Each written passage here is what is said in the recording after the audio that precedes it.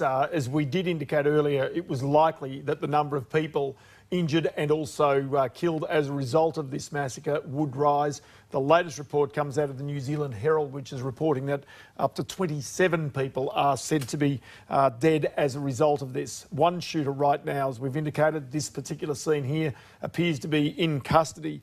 The interesting side about this is that the person who has put out the video and the manifesto, other parts of this say that they have basically been brought up in a fairly typical Australian middle-class background, that they do believe that they've been influenced by games, including the game Fortnite, strangely, and others as well. But on top of that, also, that they've indicated that particularly they have been influenced by the actions of the mass killer Anders Breivik.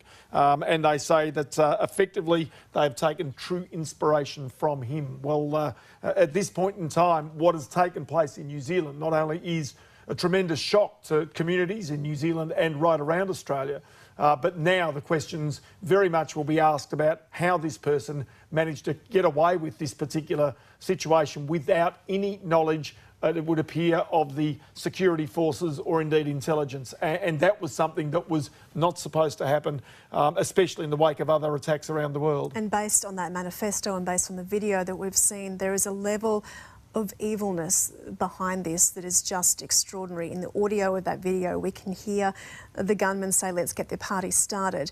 He comes out of the mosque originally and says, "That didn't go to plan." He says, "I should have stayed longer. There was time for fuel," which was in the car. He could have burnt the mosque to the ground. He comes out again and he says, "There wasn't even time to aim because there were so many targets." Queensland is watching the #1 news hour.